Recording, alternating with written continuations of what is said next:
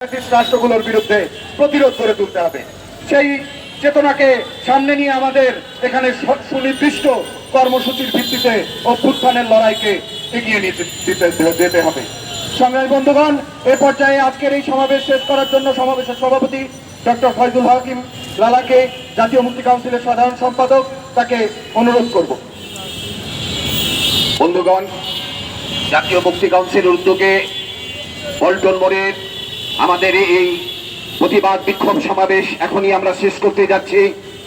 বন্ধুগণ, যখন আমরা এই সমাবেশ করছি, আপনারা জাতীয় দৈনিক বা মিডিয়ায় দেখবেন সাম্রাজ্যবাদী ভারত সীমান্তে বাংলাভাষী জনগণকে অবিরাম পুশিং করে যাচ্ছে।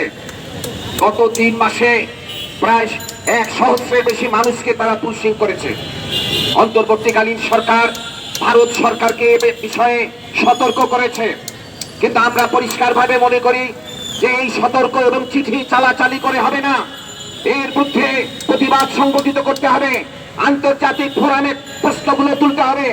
যেভাবে সীমান্তে ভারতের সীমান্তরক্ষী বিএসএফ আমাদের বাংলাদেশের নাগরিকদেরকে হত্যা করে, যেভাবে বাংলাদেশের উপরে সাম্রাজ্যবাদী ভারত পানি আগ্রাসন চালিয়ে যায়, যেভাবে তারা এখানে পুশিং করছে, আগামী দিনে ভারতের বিভিন্ন অঞ্চলে নির্বাচন হবে। এই নির্বাচনকে কেন্দ্র করে উগ্র হিন্দুত্ববাদী মোদী সরকার নানা ষড়যন্ত্র করছে, এবং সেই ষড়যন্ত্রের অন্যতম হচ্ছে বাংলাভাষী জনগণকে বাংলাদেশের ভেতরে পুশিং করে দেওয়া। বন্ধুরা আমার, সারা দুনিয়া জুড়ে সাম্রাজ্যবাদী শক্তিগুলো দুনিয়া দখল করার জন্য, দুনিয়াকে নতুন ভাবে বন্টন করার জন্য তারা নানা রকম যুদ্ধ আগ্রাসন চালিয়ে যাচ্ছে। যখন পৃথিবীতে সোভিয়েত ইউনিয়ন ছিল, সমাজতান্ত্রিক রাষ্ট্র সোভিয়েত ইউনিয়ন ভেঙে যাওয়ার পর আমরা দেখেছি 1990 দশক থেকে শুরু হয়েছে পুঁজিবাদের কেরেসপাতি। এই পুঁজিবাদী দুনিয়া, এই মিডিয়া, তারা সমাজতন্ত্রের বিরুদ্ধে নানা চিৎকার তারা করেছে, তারা পুঁজিবাদের জয়গান গেয়েছে। এই পুঁজিবাদ এবং সাম্রাজ্যবাদ হচ্ছে যুদ্ধ, ধ্বংস, বেকারত্ব, পেশাবৃত্তি। এই পুঁজিবাদ আমাদের শিশুদেরকে হত্যা করে, আমাদের জনগণকে অমুক্ত রাখে, তারা বিনা চিকিৎসায় মারা যায়, তারা আশ্রয়হীন হবে জীবন যাপন করে। আজকে যখন আমরা পরিবার নিয়ে থাকি, আমরা যখন খাবার টেবিলে বসি, আমাদেরকে তখন চিন্তা করতে হয় গাজার শিশুরা, গাজার জনগণ, ফিলিস্তিনি জনগণ কিভাবে বেঁচে আছে, কিভাবে ইরানের জনগণ, ইসরায়েলের সাধারণ জনগণ তারা বেঁচে আছে। এই দুনিয়ায় আজকে যে যুদ্ধ হচ্ছে, এই যুদ্ধ সাম্রাজ্যবাদী বিশ্ব ব্যবস্থার যুদ্ধ। এই যে সাম্রাজ্যবাদী মার্কিন যুক্তরাষ্ট্র ইসরায়েল সন্ত্রাসী রাষ্ট্র ইসরায়েলকে দিয়ে ইরান আক্রমণ করে তারা এখানে তাদের যে আধিপত্য বিস্তারের তারা চেষ্টা চালাচ্ছে, তার বিরুদ্ধে ইরাকি জনগণ তাদের জাতীয় প্রতিরোধের যে সংগ্রাম, যে পুত্র তারা তৈরি করেছেন, তাকে আমরা জানাই আমাদের সংগ্রামী অভিনন্দন। বন্ধুরা আমার, 2001 সালে আফগানিস্তানে হামলা করেছিল এই মার্কিন সাম্রাজ্যবাদ, তারা হামলা করেছিল ইরাকে, তারা হামলা করেছিল লিবিয়াতে, সিরিয়াতে। আফগানিস্তান থেকে তাদেরকে ফিরে আসতে হয়েছে। এর আগে গত শতাব্দীর 70 দশকে ভিয়েতনাম থেকে মার খেয়ে আমেরিকাকে চলে আসতে হয়েছে। আজকে দুনিয়া সাম্রাজ্যবাদের নিয়ন্ত্রণে থাকবে না, আমরা সাম্রাজ্যবাদের অধীনে দুনিয়াকে থাকতে দেব না। আমাদের নিজেদের জমিনে, আমাদের জনপদে সাম্রাজ্যবাদের হাত থেকে আমাদের দেশকে মুক্ত করতে হবে। এই মুক্তির লড়াই শ্রমিক, কৃষক, মেহনতি মানুষের লড়াই। আগামী দিনে ফ্যাসিবাদী শাসন উচ্ছেদ হয়ে গিয়েছে, আপনারা জানেন। একটা নির্বাচনের কথা এখানে শোনা যাচ্ছে। আমরা জাতীয় মুক্তি কাউন্সিল মনে করি নির্বাচনের মধ্য দিয়ে এই পরিস্থিতি মৌলিক কোনো পরিবর্তন হবে না। তারপরেও আমরা মনে করি এখানে একটি গণতান্ত্রিক ব্যবস্থা এখানে সচল হোক, একটা জবাবদিহিমূলক সরকার এখানে কায়েম হোক। কিন্তু আমরা জানি যে লুণ্ঠনজীবী শাসক শ্রেণী, দুর্নীতিবাজ আমলা এবং সাম্রাজ্যবাদী দুনিয়া এই লুণ্ঠন, এই শোষণ, এই নির্যাতন তারা বন্ধ করবে না। সুতরাং আমাদের এই লড়াইকে এগিয়ে নিতে হবে।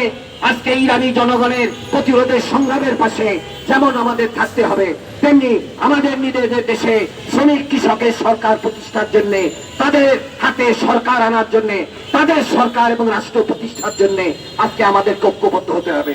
জাতীয় মুক্তি কাউন্সিলের 18 দফা কর্মসূচি বাস্তবায়নের লক্ষ্যে আমরা কাজ করে যাচ্ছি। আপনারা আমাদের এই সংগঠনের পতাকা তলে সমবেত হবেন। এই লড়াই একদিনের নয়, প্রজন্মের পর প্রজন্মের লড়াই। আমাদের এই দেশের জনপদে এক সময় ইংরেজ শাসন ছিল, আমাদের কৃষকরা বিদ্রোহ করেছিলেন, আমাদের ফকির বক্তি শাহ তিতুমির তারা লড়াই করেছিলেন, ঔপনিবেশিক সেই ব্রিটিশ সাম্রাজ্যবাদের হাত থেকে মুক্তি পাওয়ার জন্য। আপনারা জানেন মুসলমানের জন্য স্বাধীন স্বতন্ত্র ভূমি বলে পাকিস্তান তৈরি হয়েছিল। পাকিস্তান প্রতিষ্ঠার করার পর দেখা গেল যে মুসলমান ধনী, জমির মালিক, ব্যবসার মালিক, লুটেরারা তারা লুটে উঠছে, জাতিগত নিপীড়ন করছে।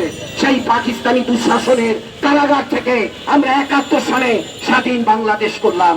আমাদের বলা হলো বাঙালিদের জন্য যদি স্বাধীন স্বতন্ত্র ভূমি হয় তাহলে আমরা নাকি দুধে ভাতে থাকবো। আজকে বাংলাদেশ প্রতিষ্ঠার 54 বছর হয়েছে, এই 54 বছরও আমাদের শ্রমিক কৃষকের মুক্তি আসে নাই। সুতরাং আমাদেরকে নিজেদের ভাবতে হবে।